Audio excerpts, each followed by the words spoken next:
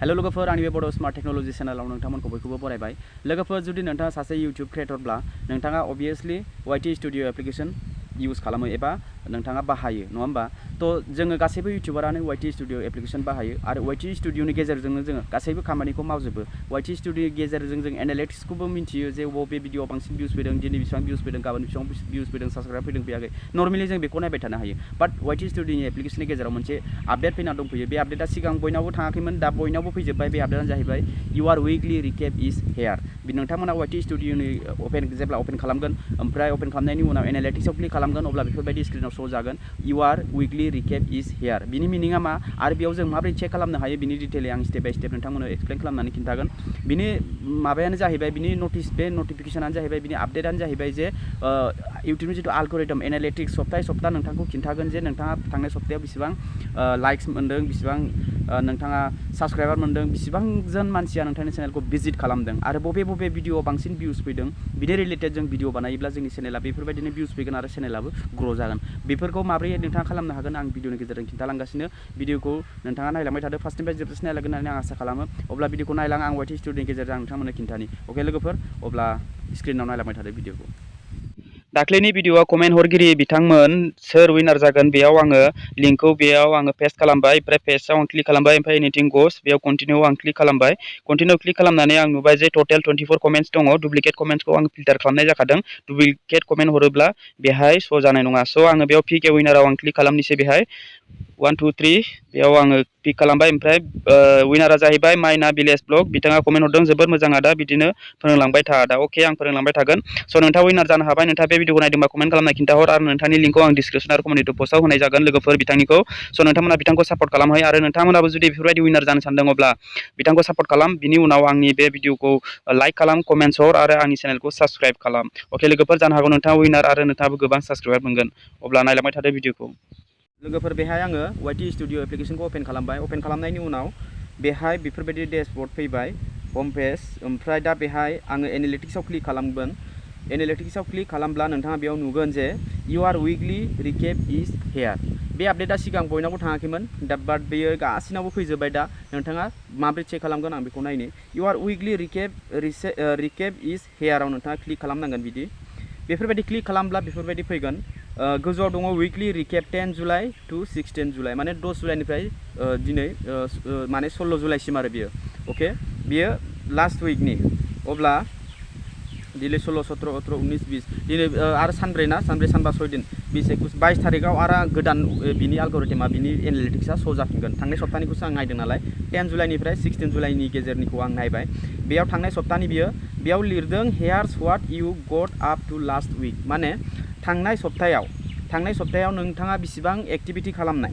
बेयाव गाहायाव लिरनाय दङ 2 videos 2 shorts 2 live stream 3 post. माने आङो मोननै लं भिडिअ आपल'ड होदों थांनाय सप्तायाव, ओमफ्राय मोननै शर्ट्स भिडिअ आपल'ड होदों, बेनिफ्राय मोननै लाइभ स्ट्रिम खालामदों, ओमफ्राय मोनथाम पस्ट होदों आङो।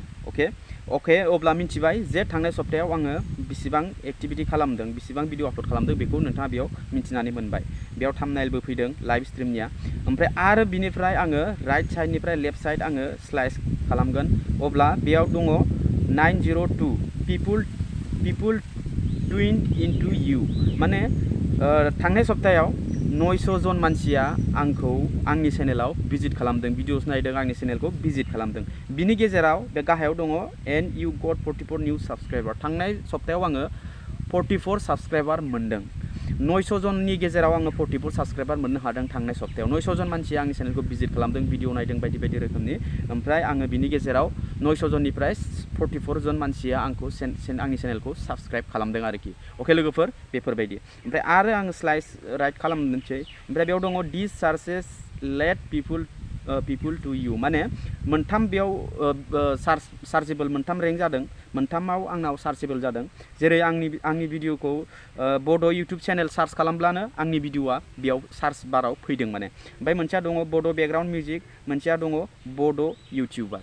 बेफोरबायदि सार्च खालामब्लानो आंनि भिडिअआ अलरेडि माने सार्च बाराव फैखायो। माने सार्च टप लिस्टआव आंनि भिडिअआ फैदों बेफोरबायदि सार्च खालामनानै।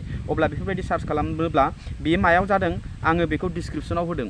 टाइटेलाव होदों टेक्स्टआव होदों आरो डिसक्रिपसनाव होदोंमोन आं बेनो रेंक जानानै YouTube सार्चआव माने मा सार्च खालामदों मिथिया जिखुनु बड' YouTube चेनेल सार्च खालामनाय लोगो लोगो बियो रेंक जादों आरोखि अब्ला आं मिथिना मोनबाय जे आंनि टेग आरो टाइटेलाबो रेंक जादों ओमफ्राय आरो आं खनसे ओरै स्लाइस खालामबावनोसै ओमफ्राय बेयाव बुंदों दिस इज व्हाट दे वान्ट्स माने गोबाङानो बांसिन माने मोनथाम भिडिअ होदों मोनथाम भिडिअनिफ्राय माने बबे भिडिअआ आंना रेंक जादों दासिम माने भिउस फैगासिनो बेनो जाहैबाय थाम्बनेल टाइटेलाव नोंथाङा सासे YouTube क्रिएटरब्ला अके बिनि सोमोन्दै आं भिडिअ बानायदोंमोन ओमफ्राय गोदान YouTube चेनेल खुलिना लानि फै बिनि सोमोन्दै भिडिअ लादोंमोन Google AdSense address verification problem बिनि सोमोन्दैबो आं भिडिअ बानायदोंमोन अब्ला बिसोर मोनथाम भिडिअ आंना रेंक जादों अब्ला बेफोर मोनथामनि कन्टेन्टनिखौ आङो मिस खालामालासिनो भिडिअ बानायफिननांगौ माने बिनि सोमोन्दै भिडिअ बानायनांगौ अब्ला आरो रेंक जाबावगोन माने बिनि बागै बिनि रिलेटेड आङो भिडिअ बानायब्ला रेंक जागोन आरो आं बेयाव मिथिना मोनबाय जे बेफोरबायदि भिडिअआ बांसिन सार्चेबल आरो बांसिन भिजिट खालामदों बेफोरबायदि भिडिअखौ अब्ला बिनि बागै आरो भिडिअ बानायबावनांगौ जाहाथे बेफोरबायदिनो भिउस फैबाय थागोन